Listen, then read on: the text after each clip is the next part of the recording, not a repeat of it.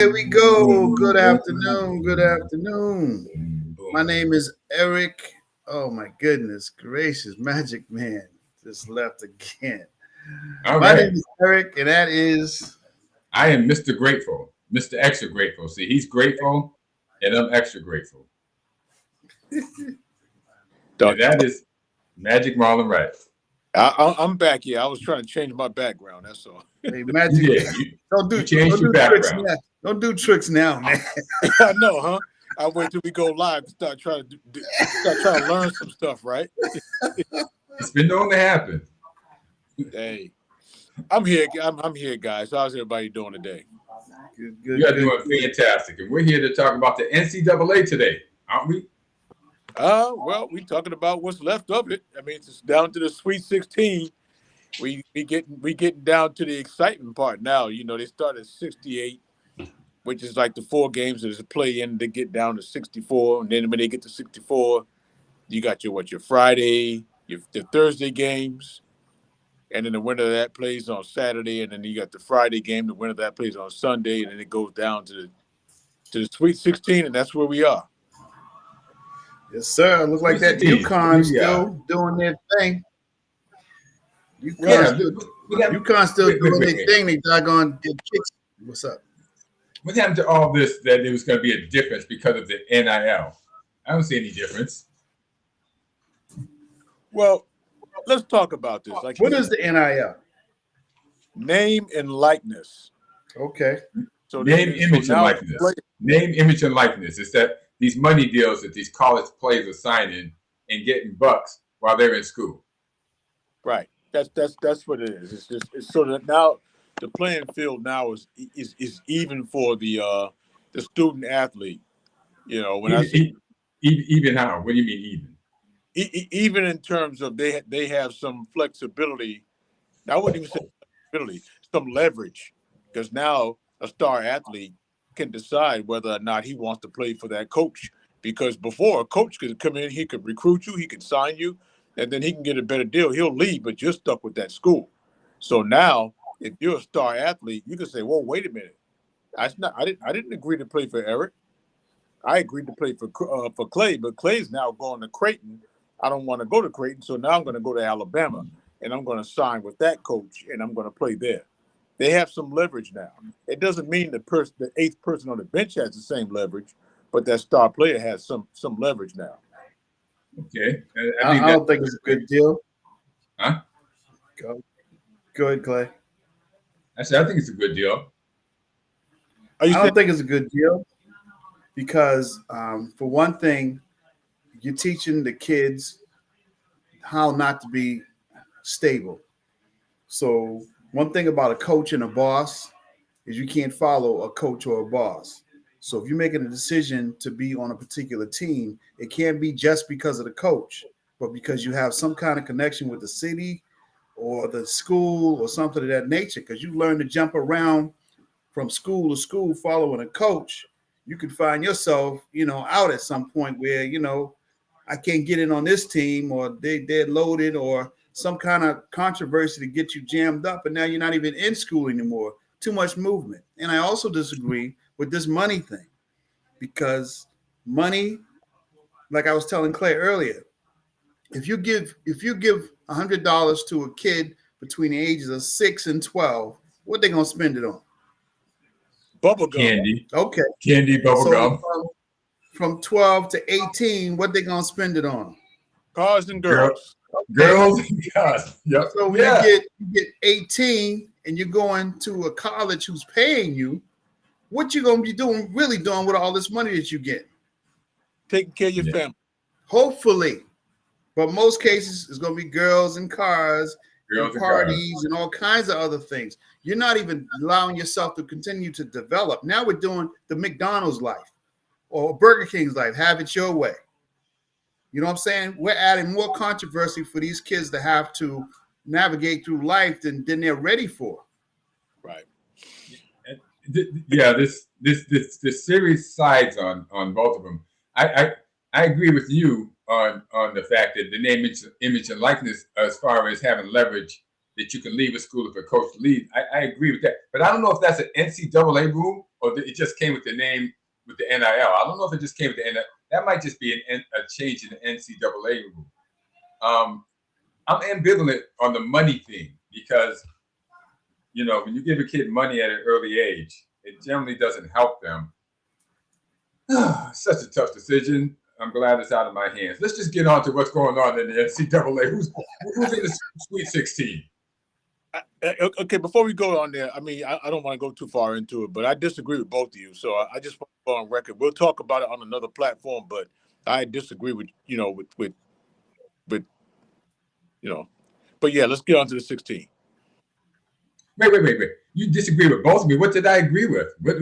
I'm on both sides of the fence of both of them. Well, no, matter of fact, I agree with you on the fact that if they have leverage. Right. No. I know. You're more along the lines of where I would go. Eric is probably a little bit further. The gap is probably further between us agreeing. But again, like I said, that conversation we'll spend the next 30 minutes talking about that. You're right. So yeah. Right. But let's go on to the Sweet 16. So right now we still got all of our. Are we starting with the men's or the ladies? What are we doing? Let's start with the men's because the women's that's not nothing to talk about. Oh, well,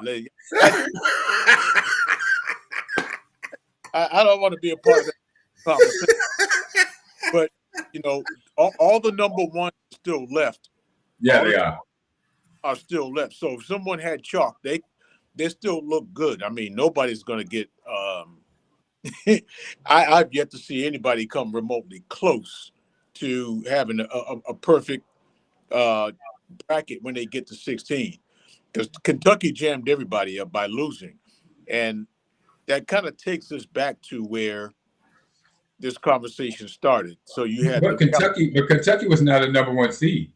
No, they were not, but I think they were a 4 seed. And they got knocked out by an 11 seed. Yeah. And everybody's thinking, oh man, what happened? The Blue Bloods are no longer what they used to be, and this, that, or the other. Hey, that happens every year. Yeah, it happens every year, but people like Calipari and Patino don't like it happening to them. Too bad.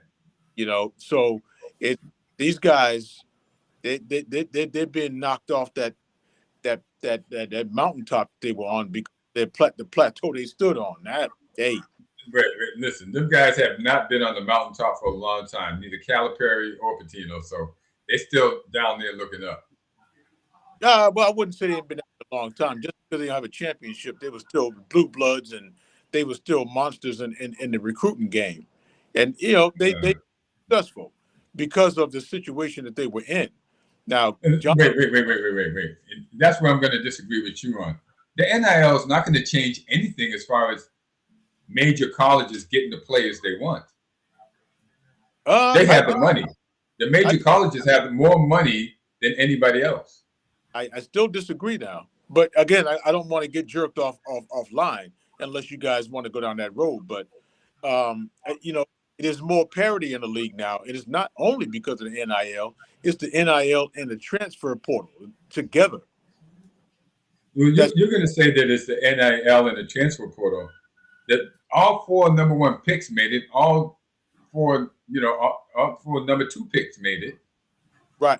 But you got to realize, too, that these schools were not what you would call blue bloods or dominant schools 2 or 3 years ago. Now what's happening is that the teams are figuring out how to adjust because you got transfer portals.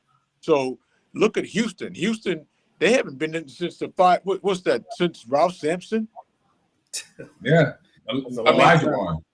Elijah Wan, yeah. So, that's right. Sampson was in Virginia. I'm sorry. Elijah Wan was in Houston. What was that, the 5 Slammer Jammer? Yeah, 5 Slammer Jammer. 5 Slammer Jammer, yeah. But, so now these teams are coming up. You got, Creighton, they're in the top 16. The Sweet 16. You got players now that don't feel like they have to go play for a Duke or North Carolina or Kansas or Connecticut in order to get that exposure. They don't have to now because they can get the NIL and get the money and be a dominant player on the team that they don't have to worry about whether or not they're going to be 6 on the bench.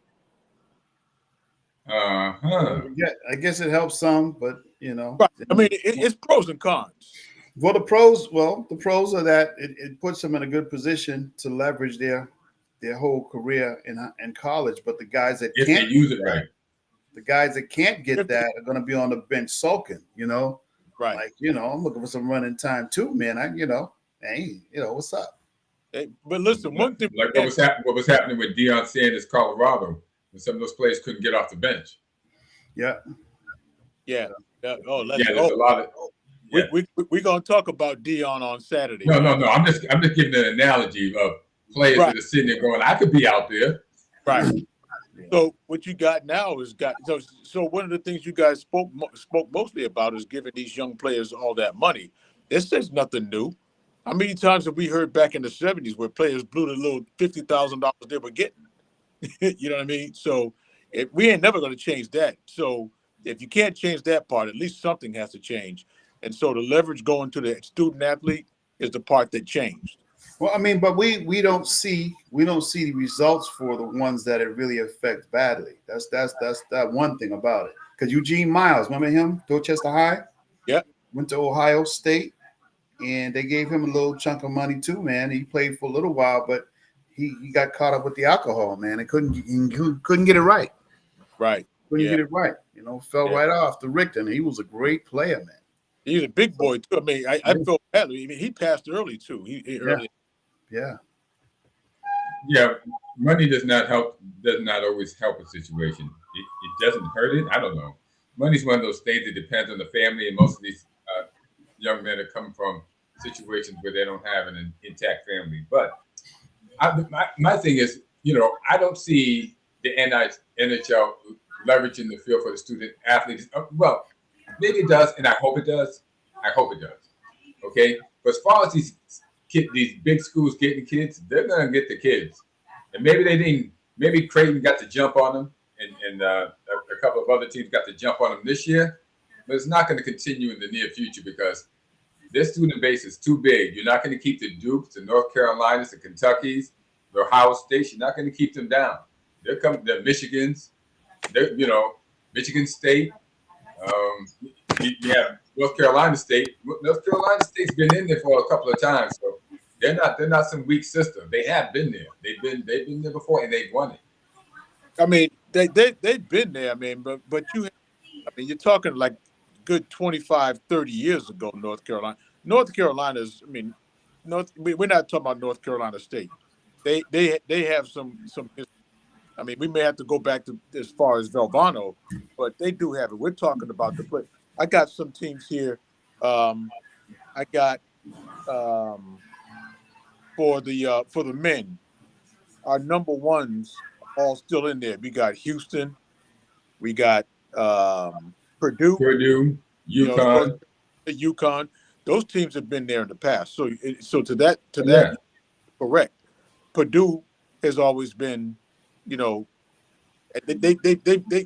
gotten to the end. Yeah, they've been in and around. They've been around, you know what I mean? So you're absolutely correct there. But I mean, Alabama has recently come up. Alabama basketball? Yeah, basketball. I mean, they've recently come up. They haven't been what you would call, but they were highly ranked. I think they was ranked second last year. And they were. Yeah. So they're not popping up this year, but they're coming up based on some of the leverage. It's a big school. It's a big athlete. It's a big. It is a big school. So I mean, I think the changing thing with that NIL would be if these schools are starting to pay these kids to come, then that changes the game for the smaller schools versus the bigger schools. If the smaller schools are willing to risk putting money out there for a kid that's really good, that may bring their kids up in the ranking, bring their school up in the ranking, may be a good thing. It could be, but I think I want to be a little clear on the NIL too. It doesn't necessarily come from the school or the boosters. It may come from anybody who wants to actually endorse that student. Really? Right. So you could actually. So now you have college kids doing commercials. And it could be body armor. Wow. But it's still gonna end up going into the same places because all of those are gonna have hookups to the major schools. Right. Sure, the kids are going to get paid money, but it's going to end up in the same places. I just hope the kids don't. I hope the kids are just somehow responsible with the money. That's a great hope. I don't see that being reality. I think there's people out there trying to help these kids, and these programs, they have financial advisors, but the kids are not going to be thinking about that when you out there partying and things are coming up, and you're like, whatever. I'll worry about that tomorrow. I'm going to take this right now. It is what it is. If you don't have the money, you can't do that, and you don't get it. And we all know. Well, here's the thing: you have some sort of name as a college athlete, you will get attention, man. Now, if they give you money, it's going to make it 10 times worse. Well, they were getting it. They were getting it anyway. They were just trying to hide it. I mean, but you know what wasn't fair? What's not fair is when you get someone like Rick Pitino who's getting a lot of money channeled from Adidas through the school. He's walking away with $95 million, and the kids who are playing the court basketball are getting in trouble because they got a free lunch. Yeah. We understand that. We don't want the kids getting in trouble for a free lunch. But what I'm trying to say is, guys, as a guy who's in college and plays some basketball, you're going to get a lot of attention for playing basketball, period. They throw money into the mix, it's about to go off the chain. Yeah. Because everybody knows you're getting money now. So now you got them doggone weights from girls and old friends from the neighborhood, and everybody else is going to pull you back on doing what you need to be doing simply because you got that money flowing in. Right. So I mean, I think you might be more. Decision making now gets real blurry for it's going to get really bad. Years old. Hey, now, I mean, how do we handle this? Look at what's his name? Man, I can't think of his name. That's got suspended a bunch of times in the NBA. Yeah, out there splurging and doing what he do, but it's the weight that you allow from the outside, the noise from the outside. If you can't turn that noise off, it's going to make your road really rough, man. It's nothing new, man. It's nothing. Yes, I know. But usually when you got that money, that back channel money, not everybody knew how much you were getting. It was only people knew you got something, but they didn't know how much you got. Now they're gonna know how much you receiving.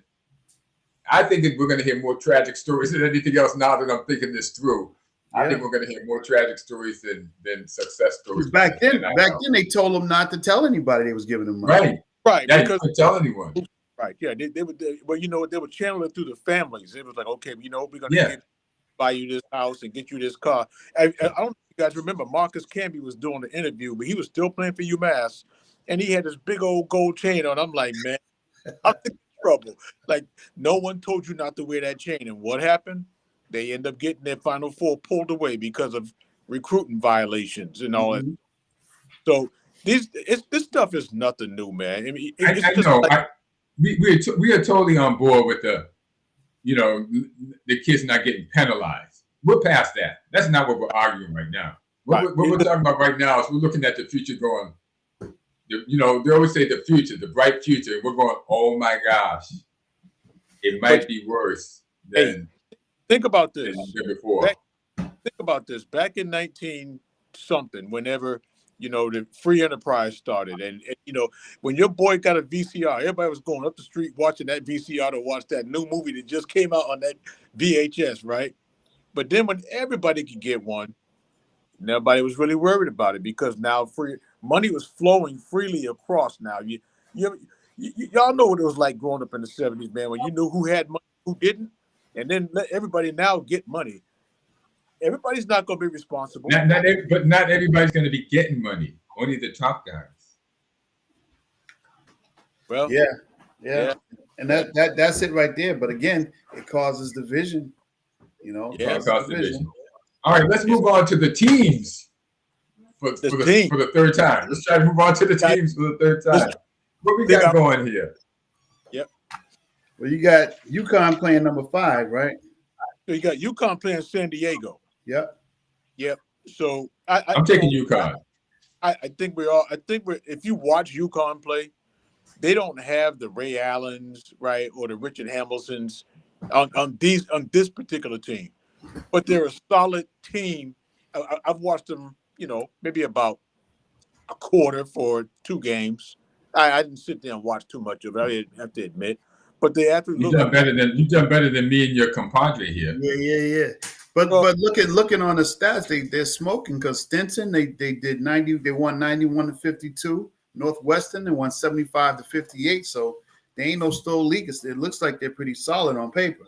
They're well coached and they play fundamental basketball. I honestly am putting them in the Final Four. Okay. So we got Illinois going against Iowa State. Really? Yeah, we got UConn against San Diego State. That's UConn all day. But they're not number ones. You're talking, I think, a 3. Is it Illinois is 4? Rank, is the 4th rank? Illinois is a 3. Iowa State's a 2. Iowa State's a 2. Okay. Right. Funny because I only paid attention to Iowa because I thought they were the girls. No, then we got North Carolina going against Alabama. North Carolina's a 1, Alabama's a 4. And we got Clemson going against Arizona. Now, let me ask you guys. Now, we got 4 number ones. I just told you I thought Duke was going to make it to the Final Four. Out of the remaining 3, do you guys – who would you pick for the biggest upset out of the remaining 3 number ones? 3 number ones? I'm taking Houston to take Duke out. Okay, that's a good one. That's a good one. Houston is actually ranked number 1, and Duke is number 3. That's right. Number 4. Right. So 4. Excuse me. So you think Duke's going to beat Houston? No. I said the remaining 1 seeds. The 1 seeds are UConn, Houston, Purdue, and North Carolina. Oh, who do I think it's going to get? Who's not going to make it? Who's going to get knocked off? Well, there's Houston, and then there's UConn. Probably North Carolina. I agree with you, Eric. I think Alabama is probably the team that's more likely to upset a number 1, and them not making it to the Final Four. North Carolina is, in my opinion, they're a soft 1. They didn't show any mental fortitude when they got beat in the ACC championship against North Carolina State. They should have beat them. Yeah, they beat them in the ACC championship, and I didn't like what I saw. I'm going to take North Carolina to get upset too, because the other number 1 is Purdue, and Purdue has been waxing people. They got a big boy, man. He's like 7'5" in the middle. He's still got a long ways to go, but he's a big boy. He's a force to be reckoned. Somebody's door. Maybe what happened? Somebody's knocking on your door. Not knocking on my door. Probably Eric's door. I went to Eric's door one morning at 3 in the morning, 4 in the morning, and he's got this security system that was snapping pictures of me. Oh yeah, you think? What do you mean? You think? What? He lives out in like one of the richest neighborhoods in Massachusetts. What's he doing with the security system? That's like he's still in the hood. Like he's still in the hood. Hey, he's got a monitor who's walking past his house. The only people walking past your house are people who are walking dogs. Molly, he came up on my steps, leaving stuff on my door. That could have been a bomb. It could have been anything, man. Yeah, well, you could have went out there and greeted him nicely. That's what I'm saying. I told him, I said he could have got, man. He's like, oh man, what? 4 in the morning. What? You couldn't find a better time to come by somebody's house 4 in the morning? I go when there's no traffic. I said nobody but Clay, man. Nobody but Clay. Yeah, Clay marches to the beat of his own drum. He gets up at 2 in the morning and starts his day. And then wants everybody to call him between 2 a.m. and 4. The best times, ladies and gentlemen. There's nobody to clutter your mind. All right. I hooked him up, and he's talking about, I brought him gifts. And here he is talking about, retribution. I'm like, retribution? Why? Because I came to your house at 4 in the morning? Yeah. That's a man laying there. Well, let's not go down that road. Anyway.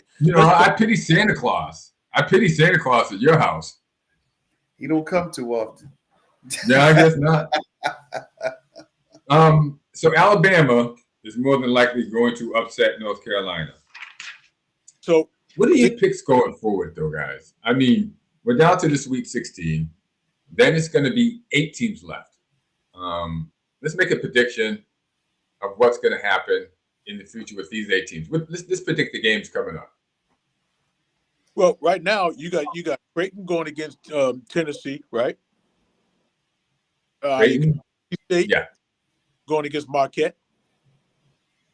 You got Illinois going against Iowa State. Iowa State, right?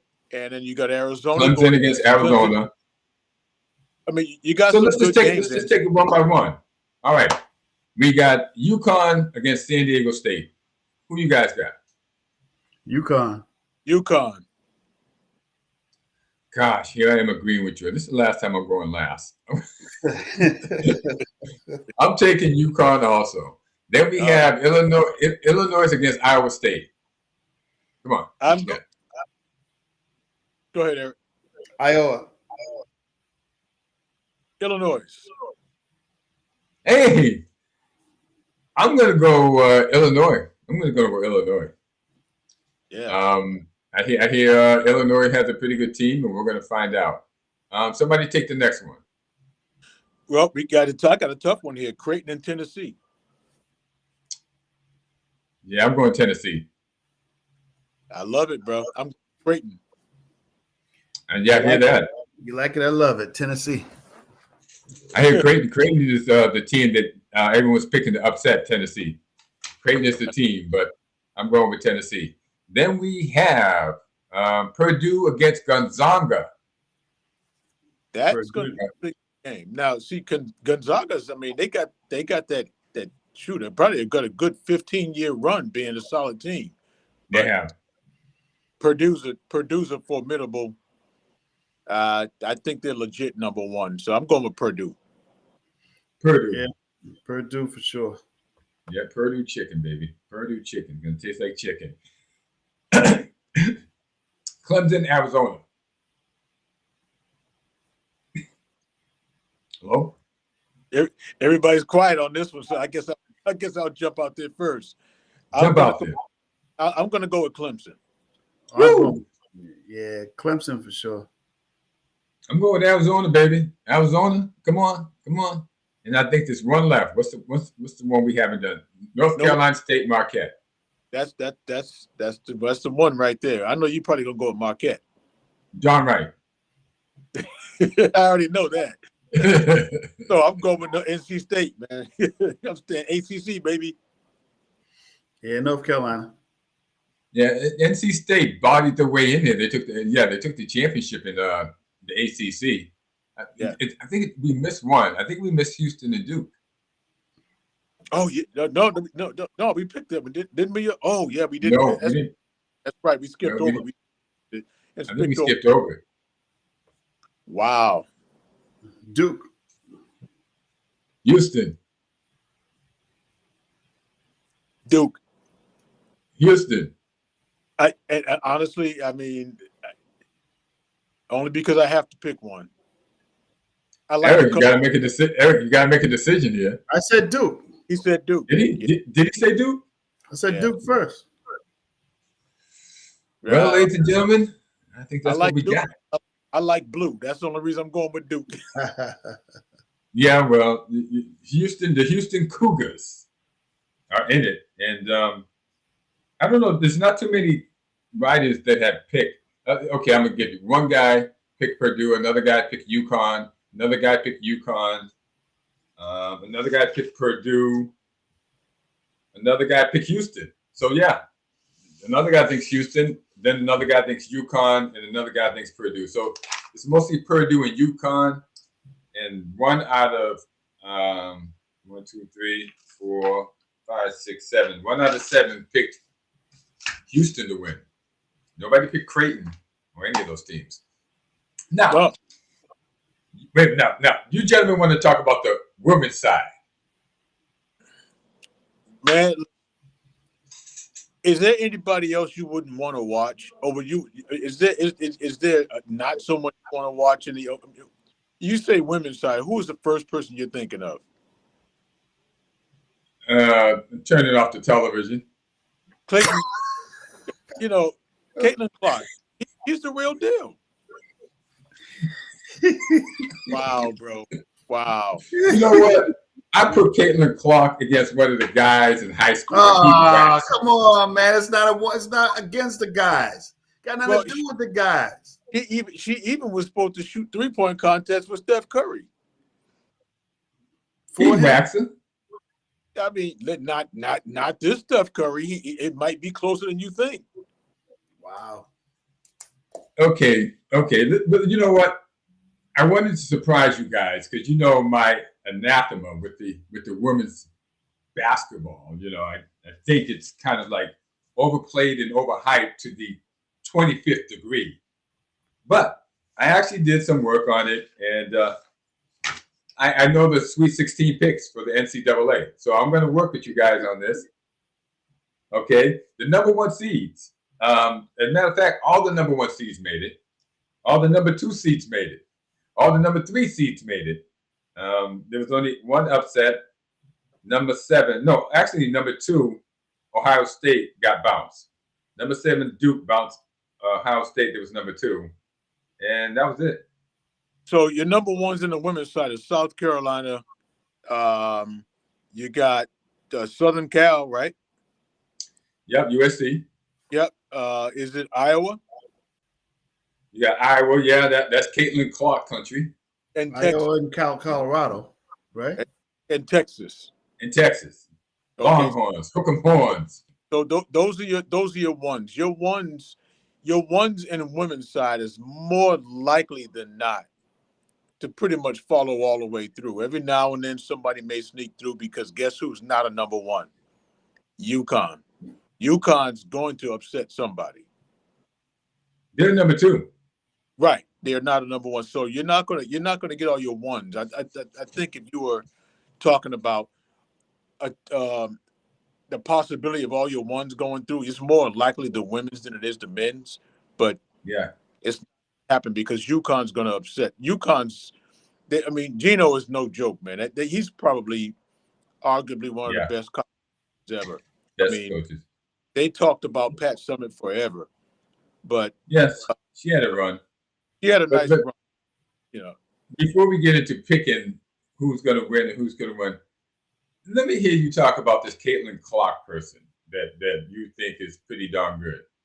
Well, okay, so over the years, you guys, you've watched some women's basketball, and you've heard about Taurasi, you've heard about Sue Bird, you've heard about, Candace Parker. I thought Candace Parker was she could go inside, outside, and dunk the ball. I thought one of the best women players I've ever seen. Right. Yeah. No doubt. Right. So when you talk about all of that, do I think that Caitlin Clark is up there with those? I wouldn't say but she's got the purest outside shot I've ever seen in the women's side. I mean, she is Steph Curry for women's NCAA. It doesn't matter where she is; she's gonna pull up on you. And if you act like you can live and die with that, you will die with that. You can live with that when she's making it, though. But she's that good. Eric, have you seen her? Have you seen her, Eric? Have you seen her? Yeah, a couple of times. She's pure, and they play. The women's basketball is less exciting than the males for me, but they play a consistent game where their flow is consistent. They're passing the ball. They're going through all the basics in playing basketball. So, well, it's just a different look for me to watch. And have I watched the whole game? No. And that's why when you find a star like someone like that, you find yourself looking to see what does everybody see, what is she going to do next, and then you find yourself, okay, I see. So, like I said, as far as a complete game, Caitlin Clark's game, a complete game, I don't think she's up there with those names that I mentioned earlier, or like Clay said, Candace Parker. But when you're talking about a shot, I mean, she's far and beyond anyone I've ever seen shoot from the outside. Wow. Are they shooting with a regular ball? Man, listen, something's telling me that we need to move on before we dig ourselves deeper into it. No. Wait a minute. We got you guys that are proponents of it, and me, who's kind of like very, not. I'm not politically correct when it comes to, women's athletics. We're trying to save you, man, because you just keep you just keep opening your mouth. I keep clanging that bell, right? Let's go and make our picks. Hey, listen. Okay. All right. Listen, I'll line it up. We got the number 1 seeds, Gamecocks. Who are they going up against? They're going up against Indy. Who's that? Are they playing Indy? Who is that? I got it written here, and I crossed it out because I thought it was. What team we talking about? The South Carolina. South Carolina. Yeah, they're playing. I think they're playing Indy. They're playing Indianapolis. They're not going. South Carolina's going to cruise. That's the only one I don't have. I have the Texas Longhorns. They're going to be taking on Gonzaga. Number 4 seed Gonzaga. Texas is going to cruise. I'm going to take the Gamecocks, and I'm going to take the Horns. Huh? Yeah. Who we got on South Carolina, Indiana? So I'm going South Carolina. I'm going South Carolina. And it's not Indiana, it's Indianapolis. It's Indianapolis. Yeah. Yep, South Carolina for me, yeah. All right, Texas Longhorns against Gonzaga. Texas. Gonzaga's the number 4 seed. I said Texas. Hook 'em horns. That's right. Hook 'em horns, baby. Yep. USC Trojans. They're going to be taking on the Iowa Hawkeyes. Going Iowa, baby. And oh no. They're going to be going against Baylor. Sorry. Baylor. Yeah, Baylor. They're going against Baylor. And they're going against Baylor, right? I'm taking the 1 seed too. And then you have the Iowa Hawkeyes that are going to go against Colorado. And I think we're all going to take the Iowa Hawkeyes. And I am even going to watch that game to see Caitlin Clark. Because I remember when I was down on the women's basketball game and I watched Candace Parker and I said, whoa, she could be trouble. Yeah. She could be trouble for a lot of guys. So here's the deal. There's no WNBA in Boston, but there is a dream down here in Atlanta. So I've never been to a game. There is a following down here. People do go to the games. You could probably get a ticket for $38 and sit in a pretty good spot. But there is people down here. So one of these days, there's definitely some stars in the league, guys. Yeah, for sure. Yeah, sure. So yeah, sure. So we're all going. Yeah, so we're all going chalk with the 1 seeds, right? Now, the 1 seed. What everybody's looking, what everybody was upset at is that LSU, who probably could have been a 1 seed, had it not been number for 2. They're number 2, and if there were 5 1s, LSU would be a 1, but there's only 4, so they're 2, and everybody's upset that they're going to run against the winner of the Iowa-Colorado game. And they saying that's not fair because they should not have been in the same bracket. They could have been LSU could have been a 1 somewhere else. And so now the game that we're going to have to watch this weekend is LSU and Iowa. It's one of the games they're talking about. I don't know about this week. I don't know if that's going to happen because still, let's talk about what's going to happen here. You have Notre Dame, the number 2 seed. They're going to be playing Oregon State. Yep. Notre Dame. You got the UConn Huskies. They're going to be playing Duke. UConn and Duke, right? Yeah. So, and again, like I said, UConn is likely to upset somebody for them not to go to the Final Four. I just think that all the ones are going to win, and they're going to get down to the Elite 8. Well, Stanford is going to be taking on North Carolina State, and UCLA is going to be taking on. I'm not too sure who they're going to take on, but they're a number 2 seed. Now, who is LSU playing? LSU is playing Middle Tennessee State. What kind of cream puff is that? Who did a layup for them? Is it just because you don't like the name? Have you seen them play? Who are they? The nerve of them to be in the middle of Tennessee, right? They ain't got nothing else to do but play ball. Clay, don't say anything, Clay, please. I'm just asking, what's the name of the team again? Did I miss it? LSU and UCLA. I mean UCLA. LSU and who? Well, whatever. Let's just move on. So from the abbreviation, Louisiana State University. No, he's talking Middle Tennessee. No, I know LSU is Louisiana State, but the team they're playing is some team that nobody's ever heard of. It's like a cream puff team. They just laid them up for them. Middle Tennessee.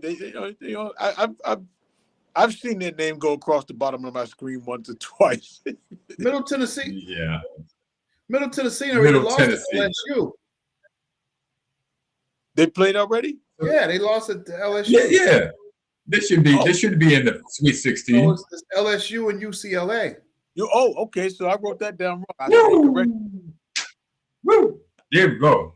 Now that's a team. That's what I'm talking about. UCLA against LSU. Now we're talking. That's a 3-2. And same thing with Oregon State and Notre Dame, 3-2. Yeah, that's what we want to see. We want to see some threes go against twos and ones against fours, and we want to see people getting dogged down. Who y'all got with LSU and UCLA? I'm definitely sticking with LSU. I think you got to go with LSU. LSU's been making noise. I'm going with the upset, UCLA. I mean, that's my man.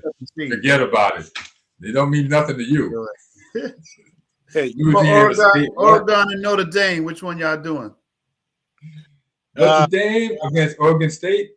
Yeah, I'm taking Notre Dame, but Oregon State's a 3 seed. Yep. Who are the teams again? Oregon State and Oregon State. All I heard was State. Oregon State, Notre Dame. I haven't watched either one of them play all year, so I kind of like the idea of the Dame. Which one sounds cuter to you? Man, listen, there was a beautiful young lady. I forget who. About 4 years ago. See, there you go. Now you know who you want. Yeah, she played Notre Dame. I forget her name. I'm going with Notre Dame. There you go. It's like go ahead. Then we got the UConn Huskies going against number 7 Duke. Well, you already know I'm going UConn all the way.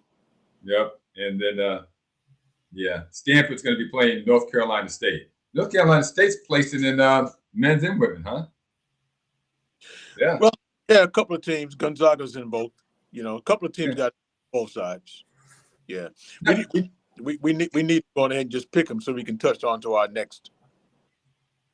Okay. One thing I wanted to shoot on. Now, if there's a person that you see on the one of these female teams that looks attractive, it's okay for us to say that we're going to pick that team because of that particular female. Because women do it all the time. I don't think that half of them knew anything about Tom Brady until he took his helmet off and they said he's cute. Nobody said that about Drew Bledsoe, but with Tom Brady, it became he's cute. And all of a sudden, it became a phenomenon. So they don't pick a team because of the team. They pick a team because of the guy that's cute. And I think it's okay for us to be able to do the same. But a lot of them are looking for husbands too. I ain't going there. I'm just saying. Listen, there's so many weeds in this field that you guys. Right now, I ain't going there. I'm not. I'm staying on the sideline. I'm just saying, that I'm taking my helmet off. That we can pick based on attractiveness also. Hey, we got 10 minutes left. Where we going? We're going to the Celtics, and we're going to talk about. Yeah, we got to talk about the Celtics. We got to talk about our boy Jason Tatum right there. Yeah, exactly. We got to talk about what I've been telling you guys for the very beginning of the whole podcast thing. They're the softest, best team in the NBA. Why are they softest best team? They're the deepest. They're the most talented. They are the most chosen to make it to the championship. They don't have that. They don't have that dog in the locker room to say, "Yo, what are we doing?" They don't have that dog on the court to say, okay, you muscle on my man. We need somebody that's going to get in these players' face and say, listen, we got a 30-point lead. There's no reason right now we playing to win this game. We're sick of it. We've done it before. We did it last year, and we've done it a couple of times this year. It's not happening. Players only meeting. If I see you dogging down the court or you not, if I see something, I'm telling you, you got to come see me at the end of the game. No. You're going to be benched right then. Tatum should have been benched for not getting the ball across the line in time. Well, that's a coach's decision. I know. He's talking about a player taking that initiative. Yeah. I'm talking about we got to do some gut checking on ourselves, man. We can't. No one can coach hard into your team. There's no reason why this continues to happen. Now, do I think it's going to happen over a 7-game series? No, but it shouldn't happen at all. It shouldn't, because it could be that series where you're 2-2 and in one game to make a difference, or 3-3 in one game to make a difference. You know what I'm saying? You can't freaking rely on being talented and being deep when your heart's not where it's supposed to be when it comes down to the grind. You know, so I put blame on players and I put blame on coach, because there's no way in the world I'm going to be coaching you and you can't get the ball across the doggone line when we're down at the end of the game, and that's going to be okay with me. That's not okay. If you want to be the best player on that team, he said it a few times. He's supposed to be the best player, or I want to be the best player. Yeah, that's arrogance there. Yeah, nobody want to hear that. But nobody wants to hear it when you can't back it up. I mean, if Kobe said I'm the best player, nobody challenged him. But he's not going to say it. But listen, Jason Tatum is a soft dude. He doesn't. I need him to punch somebody in the face just once. I need somebody to punch him in the face and wake him up. Listen, you know what I do if I'm Joe Mazzulla? I'm gonna put him in the game with 8 seconds left. When they put in there, when the team's getting blown out, they say, you know what? We're just gonna empty our benches. I'll be like, hey. Wait, take one for the team. Go ahead and punch this dude. He don't even have to do anything to you. Because we need to let the team know that somebody on the team got some heart. I'll pay your fine, man. Just make sure. I'll pay your fine. I'll pay. Just make sure you can beat him up out in the parking lot. Now, what goes on the court? Hey, just make sure it's not Atlanta, because they be like, "Yo, Mike, you be in the parking lot, Mike." The toughest guy on that team. The toughest guy on that team might be the coach. He might be. He might be. The toughest guy on the Celtics team might be Mazzulla. And if that's the case, there's no tough guy there. Mazzulla fight. Mazzulla. Man, stop it. Now, I'm telling you the truth. Hey, let me throw a quick comparison now. When the Bruins lost the other day, what did the coach do the next day at practice? I mean, you can get sprints. Listen, they had to do wind sprints. They had to do wind sprints. Hockey. Wait, hold on, Marlon, hold on. They had to do wind sprints. Some type of punishment. They had to do wind sprints. Suicide. What did they do with the next game? They won. They won. You're wired differently to play hockey than you are basketball. We already know. If someone said, who has the most mental and physical fortitude between the two sports, basketball or hockey? Depends on what year. I think it depends on what player too. I mean, let's face it. Listen, Jimmy Butler today epitomizes the grit that you want that Michael Jordan or Larry Bird or Magic Johnson would epitomize in days gone past. He plays with the Heat. He doesn't play with the Celtics. There's nobody in the Celtics that's going to ice pick you in the neck in order to win a game. None.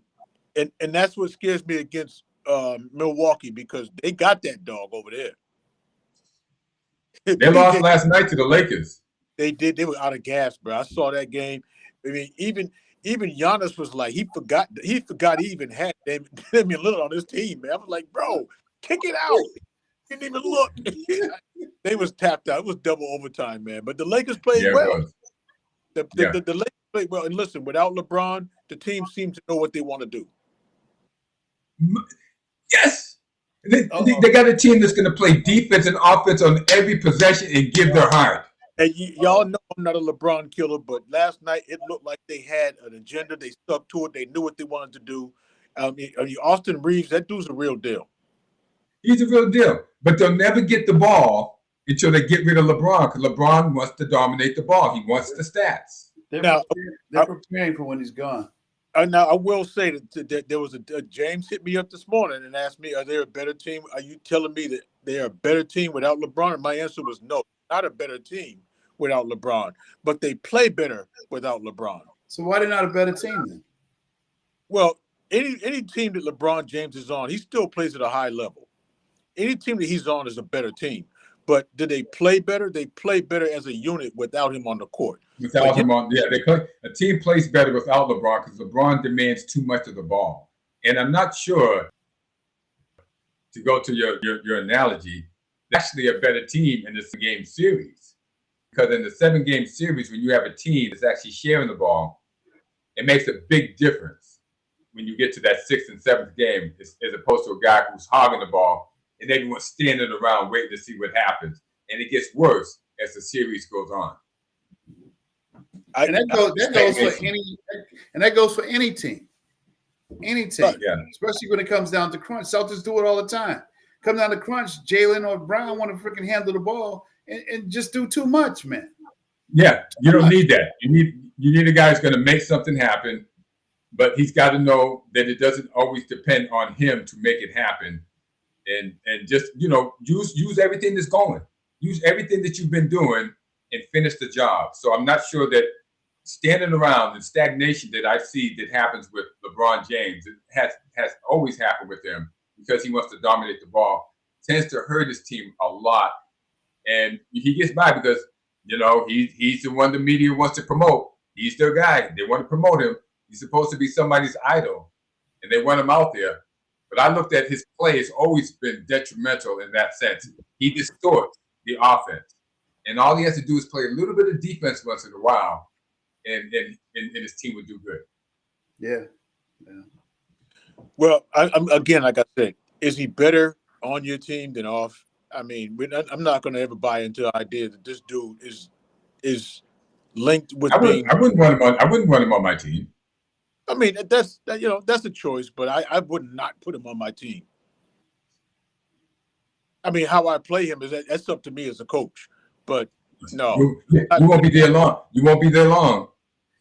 Yeah, I mean, this LeBron is a little easier than the LeBron 10 years ago because he was such a phenom. You were scrapping and scraping, trying your best to get the max out of what arguably could be the best player ever, and you were constantly tearing your team up, trying to figure it out. But this LeBron, he still plays a high motor, man. I'm not going to put him on my team. Oh, I wouldn't put him on my team. He's going to distort your offense. Fellas, we're down to the last minute. We need to say a prayer. We need to say a prayer. And we really blew it this time because we have to remember to say prayers in the beginning as well as at the end. You just stepped all over Eric. He was just getting ready to have such a nice exit, and you just go ahead. You just crushed it, brother. Well, we thank you for this time, Father. We thank you for life, health, and strength.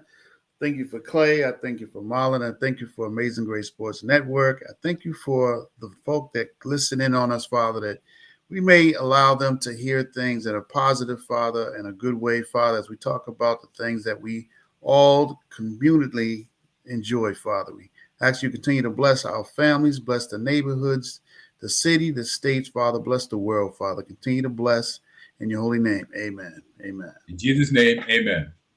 Amen.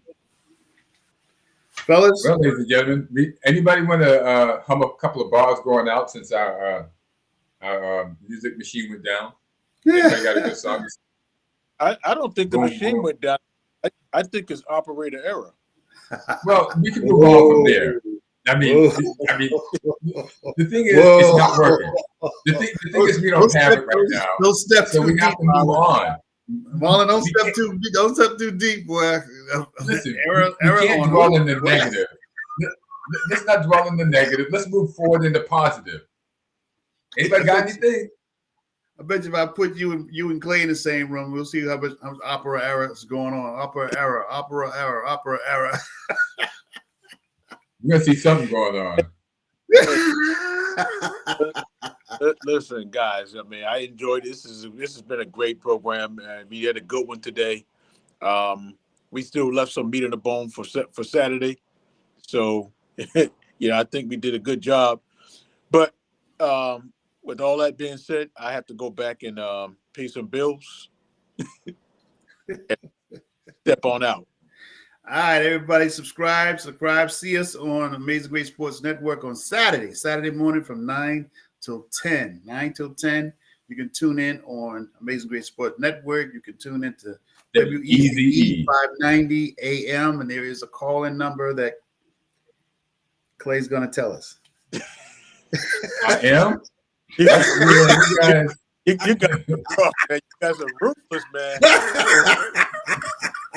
I tell you, it's I tell you what, you tune in and I will have it for you guys. It'll be up on Saturday. It will be up on Saturday. 449. Now you guys spit the last 4 digits. Oh, actually, you know what, guys? I'm gonna hit you up. I'm gonna tell you something here. All right, because I have a friend of mine who sent it to me. Oh yeah. Oh that's yeah. Right. That's right. I think I know that friend that sent it to 2 people, didn't he? Yeah, he sent it to 2 people, but I know one person that kept it. Wow. So yeah, listen, guys, it's been an amazing episode, and look forward to doing it on time on Saturday. Whoa. We will see you guys. You know what? Listen, if you're on time, you're late. If you're early, you're early. But if you're on time, you're late. So I don't want you on time. I want you early. I will see everybody on Saturday. We'll talk, ladies. We'll talk, fellas. Goodbye, ladies and gentlemen. All right, peace.